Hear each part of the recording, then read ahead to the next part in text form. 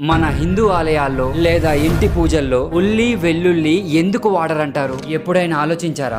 ఒకటి, ఉల్లి వెల్లుల్లి రజో మరియు తామసం అన్న ఆయుర్వేద వర్గంలోకి వస్తాయి. ఇవి కోపం, అనారోగ్యం, అలాగే మనసు తలతికమించే భావనల్ని పెంచుతాయంట. అదే పురాణాల ప్రకారం చూసుకుంటే సముద్ర మదనం సమయంలో స్వర్భాను అనే రాక్షసుడు అమృతం తాగి శిరస్త్రాణం కోల్పోతాడు. అంటే శ్రీ మహావిష్ణువు అసురుడి తల ముండాన్ని సెపరేట్ చేసేస్తాడు. ఆ అసురుడినే రాహుకేతువుల పిలుచుకుంటాం. సో అలా శ్రీ మహావిష్ణువు సెపరేట్ చేసే క్రమంలో వాళ్ళ రక్తపు చుక్కలు నేలపై పడినప్పుడు అవే ఉల్లి వెల్లుల్లిగా మారాయంట. అందుకే ఇవి దేవుడికి నివేదించరు. అంటే ఇవేవో మానవ శరీరానికి హాని కలిగిస్తాయని కాదు, కానీ ఆధ్యాత్మిక శుద్ధికి మాత్రం వ్యతిరేకంగా ఉంటాయి. జైనులు, బౌద్ధులు అయితే అసలు ఈ మొక్కలనే వాడరు. ఎందుకంటే అవి భూమిలో ఉంటాయి కదా. సో వాటిని పీకేటప్పుడు జీవుల హాని అవుతుందంట. అంటే వాటికి కూడా జీవం ఉంటుంది అని నమ్ముతారు. మరి మీరు ఎప్పుడైనా ఇవి ఆలయాల్లో లేదా పూజల్లో వాడడం చూసారా? కామెంట్ చేయండి.